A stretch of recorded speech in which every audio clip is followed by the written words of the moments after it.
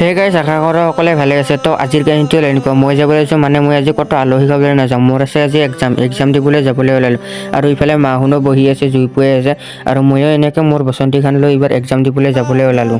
আৰু ময়ো এনেকৈ আহি থাকোঁতে ভাইটিটোক লগ পালোঁ, আৰু ইফালে ভাইটি সিদিনকৈ গ'ল, ময়ো এদিনকৈ আহিলোঁ। আৰু ইফালে মই এনেকৈ আহি এইবাৰ ভণ্টিহঁতক লগ পালোঁ, এইবাৰ ভণ্টিহঁতৰ লগতে যাই আছোঁ। আৰু ইফালে তামাম কুঁৱলী পৰি আছে গাইছ, আজি ৰাতিপুৱাৰ পৰা একোৱেই দেখা নাপায়, ইফালে গোটেই কুঁৱলী।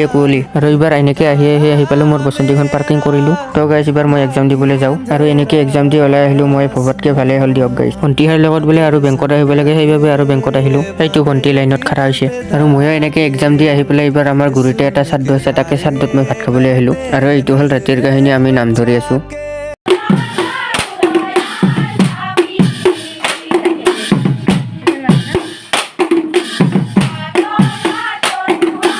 তো আমাৰো এনেকৈ নাম চাম ধৰা হ'ল, এইবাৰ আমি ভাত খাওঁ। আজিলৈ বাই, লগ পাম নেক্সট ভিডিঅ'ত।